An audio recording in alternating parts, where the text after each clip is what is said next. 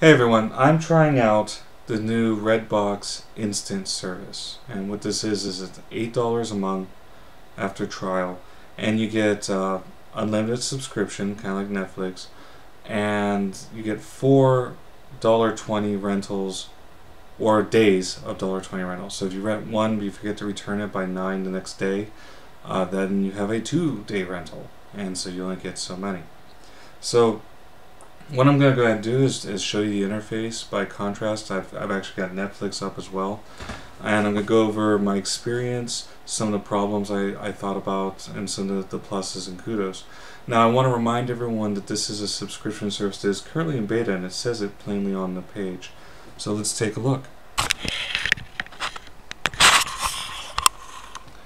Okay, so what you see here is we see a contrast. We see that we've got Netflix over here, just because I wanted to point out certain things, and then we've got Redbox Instant by Verizon beta. And what's funny is it makes it look like Verizon is a beta.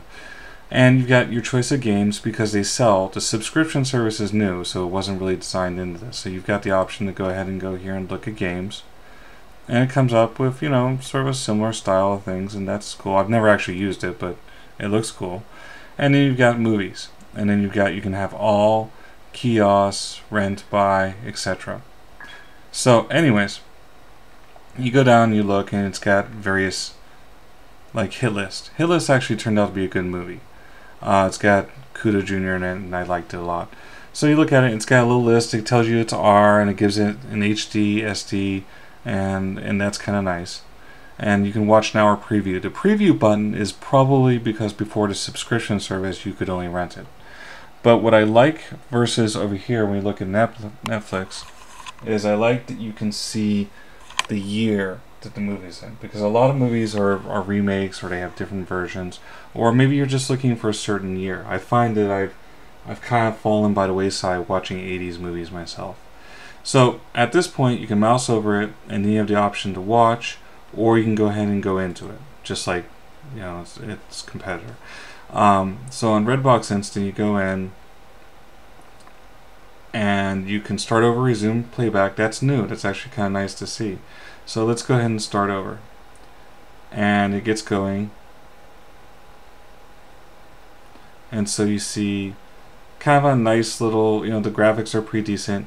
If you want to go ahead and fast forward, well, let's go ahead and go full screen. If you want to fast forward, you hit here, and it gives you kind of flashes. You don't really get to see. What I would have liked to see is a better way to tell where I am. So I stop, and then it catches back up. It will catch back up. Do you see that? This happens a lot, where the motion's much faster, and it skips ahead like this. I've watched a lot of movies where it does this. It's wild. You'll be watching a movie, and suddenly everybody starts moving like a 1920s high-speed film. And then the sound will catch up. So the sound will drop out, it'll move fast, and it'll drop back in. And it happens in very split. Oh! Okay, well this happens a lot. I've actually experienced this a lot. An error has occurred attempting to retrieve the server. I'll get this a lot when I actually try and look at the movie the first time. This is the first time I've seen it where you're in Redbox Instant watching a movie and then that occurs. So at this point, what I was actually trying to show you, in contrast with Netflix, and I'll pull up a movie for that, that's actually kind of disappointing. But what I wanted to show you that I was kind of like in Netflix, you can see where you are on the high speed. So you can actually choose where you want to go first and then jump to that point. You don't get that here, but you do get this, which is kind of interesting. So let's go ahead and go away from, you saw how it kind of works there. That sort of illustrated both points that I've been running into. The high speed video and the failure. I experienced that failure not all the time, but enough that it's a problem for a service I'm paying for. So when I went ahead and I'm like, alright, well, I can watch it on anything. So I go and I'm excited to watch on my Kindle Fire. My Kindle Fire is unrooted. It is a standard stock Kindle Fire. And I go to the Amazon place and I see that they have the Redbox thing. which lets me choose how to set up my Redbox if I want to go to the kiosk and collect a disc, which by the way is done really slick. The disc method is kind of nice, but it doesn't let me really see any instant movies. So I don't know if that's coming down the line or it's not, but they do have an app. And I bring up the Redbox app, and it's kind of it's a slick looking interface. It's better than other interfaces I've seen, and it's got some advertisements. So I want to look at subscriptions because I want to watch it on my phone because I can't watch it on my Kindle Fire, at least not right now. So I pick something. Let's pick I don't know, any movie, doesn't matter. So I'm like here, I'm like, okay, I'm gonna watch this movie. Jay and Bob, I guess they made another movie. And then I get this. And you can't really see it, but in a nutshell it says, sorry, for security, we can't let you continue because your device is rooted. I'm allowed to have a root device, but apparently not if I'm going to use Redbox Instant. Now this is by Verizon. I know Verizon's always had a kind of beef with rooted devices because they can't control as much. And in some cases, when it comes to hotspots, they would rather control it and bill you for a service than have you root your own phone and control that yourself. They can't do that anymore. What's funny about this, putting a stop to that is, and by the way, I can watch Netflix on this anytime I want. I've checked it. Is that I can pay my bill to Verizon with my phone that's rooted, but I can't watch movies through the subscription. So I think that's I think this is another coy to try and control the market and what's going on. Let me, without bending your ear off, let me go through the pluses and the minuses. Okay, the pluses. The 4 movies you get, or I think I've gone through, but this is a pretty slick little setup. You go there. There's a barcode right there, and it's actually a QR code, not a barcode. So if you rent a whole bunch at one time, you just slip them back in, and it's not according to the case. You just pop in and off it goes. Kind of nice. The benefits are you can go to a kiosk and theoretically it's reserved. You pay with your credit card. The account's linked to a certain credit card. So when you go to the kiosk, you select I have something on reserve. You swipe your credit card. No questions asked. It just gives you your disc.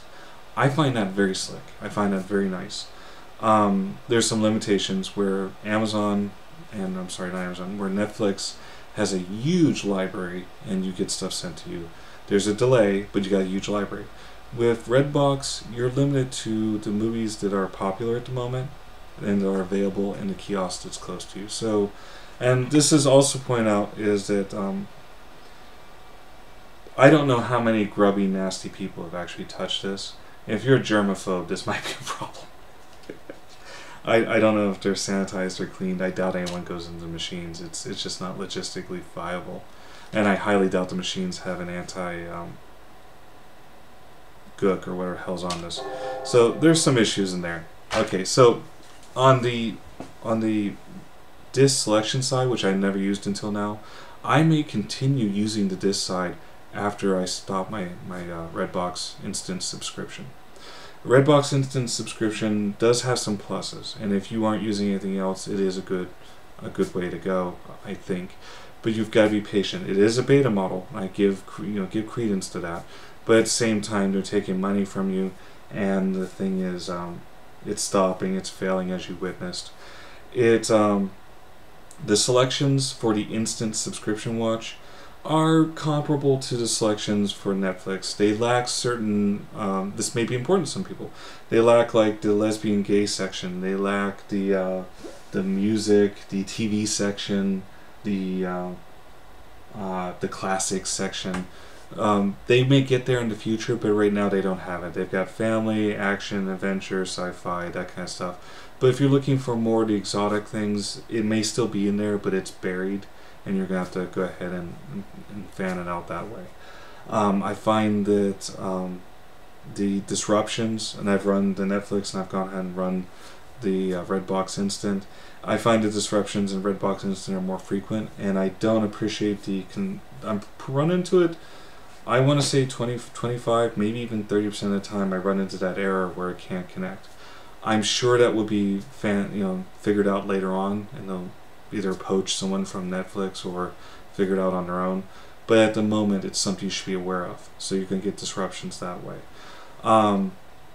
The selections are comparable. I found a few good ones on Redbox Instant that are not in my streaming Netflix, and vice versa. There's more on Netflix. Clearly, it's just a much larger library.